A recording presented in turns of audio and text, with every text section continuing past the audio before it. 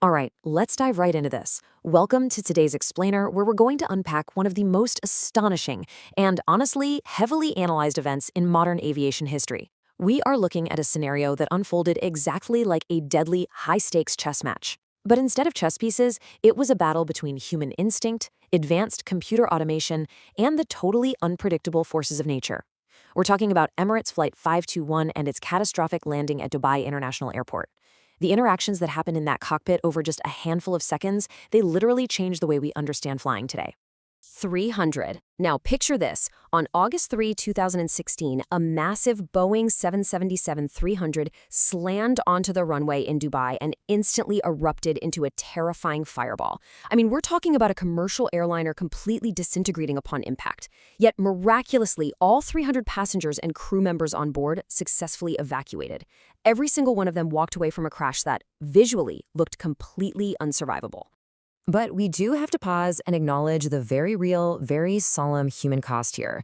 Because while the passengers and crew escaped that inferno, one man never made it home. A truly heroic firefighter, acting as a first responder to the blaze, tragically sacrificed his life during the containment efforts. It's a sobering reminder, behind every mechanical failure and safety report, there are real human stakes. So keeping his ultimate sacrifice in mind, we really need to ask, how did this actually happen, and what can we learn from it? Section 1. The pieces and players. Let's set the board for this aviation chess match. So the baseline for this flight was, entirely routine.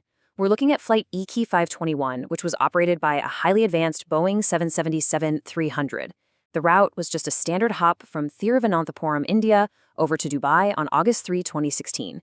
And for the vast majority of that journey, everything was perfectly normal. The plane, the crew, the route, it was all completely standard.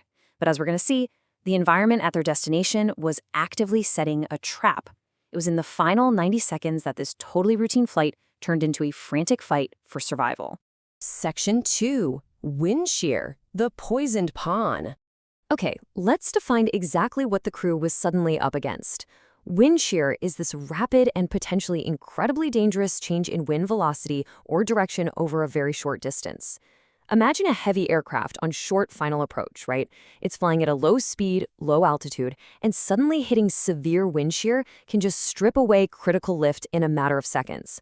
When that wind shear warning triggered in the cockpit of Flight 521, the pilots were instantly forced into a reactive move. They couldn't just continue the landing as planned. Nature had forced their hand, and they had to execute an immediate escape maneuver. Section 3. The silent engines. Now, to abort a landing, pilots rely on something called TOGA. That stands for the takeoff/go-around sequence. It's this critical piece of automation designed to immediately thrust the aircraft's engines to maximum power. Think of it as the ultimate safety net. The pilots press the TOGA switches, the airplane's computers take command of the throttles, those massive engines roar to life, and the plane safely climbs away from the compromised runway to try the whole approach again.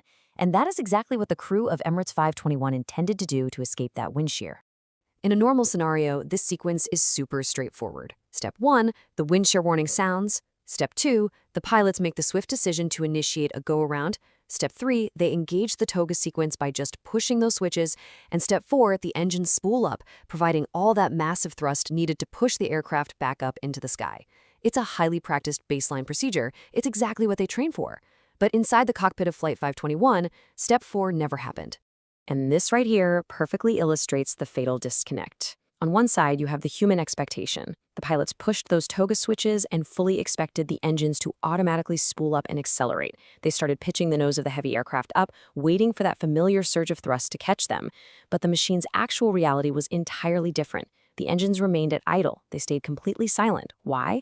Because the plane's wheels had just briefly touched the runway, which caused the airplane's computer logic to actually lock out the TOGA switches. Basically, the computers thought, hey, we're landing, while the pilots thought we're going around. This single, overlooked detail meant the machine absolutely did not respond the way the humans expected it to. Section 4. Checkmate on the runway. Let's trace this out. 90 seconds to impact. The wind shear warning sounds, instantly shattering the routine. Moments later, the pilots attempt the go-around, but the TOGA sequence fails to engage the engines. At this point, the aircraft is essentially a massive, incredibly heavy glider just feet above the ground. Seconds before impact, Cockpit decisions are actively being made under the fatal assumption that the engines are working, but they are still dead silent. And finally, 0 seconds. The Boeing 777 loses all its lift, drops from the sky, impacts the Dubai runway without its landing gear fully down, and ignites into a huge fireball. 90 seconds. That was all it took for the environment, the automation, and human expectation to misalign with absolutely catastrophic results. Section 5. Hard Lessons Learned. So, we're left with a real dual reality from this event. The official GCAA accident report meticulously analyzed that single overlooked detail regarding the TOGA switches and the landing gear sensors. On the miraculous side of things, 300 passengers and crew successfully evacuated a burning fuselage. That is an incredible testament to the flight crew's rigorous evacuation procedures and modern aircraft design. But on the tragic side, we honor the heroic firefighter who gave his life to save others. Because of these extreme outcomes, Emirates Flight 521 has easily become one of the most heavily studied aviation accidents of the modern era. Ultimately, these were the hard lessons that reshaped pilot training around the world. Because this wasn't just a crash that got cleaned up and forgotten. No way. It was a massive catalyst. It literally forced airlines globally to retrain their pilots on the specific quirks of automated go-arounds, ensuring that flight crews never just assume the computers are doing what they're told. They must always verify that the engines are actually delivering the necessary power. Which leaves us with this final, genuinely profound question. When planes are built to think for themselves, who is really flying the plane? As we continue to build increasingly complex systems designed to keep us safe, we absolutely have to ensure that the highly trained humans operating them never lose their fundamental connection to the machine. The deadly chess match of Flight 521 showed us that when man and machine miscommunicate, the results can be devastating. I hope this explainer brought you a clear understanding of exactly what happened that day in Dubai. Keep questioning, keep learning, and thank you so much for joining me to unpack this incredible story.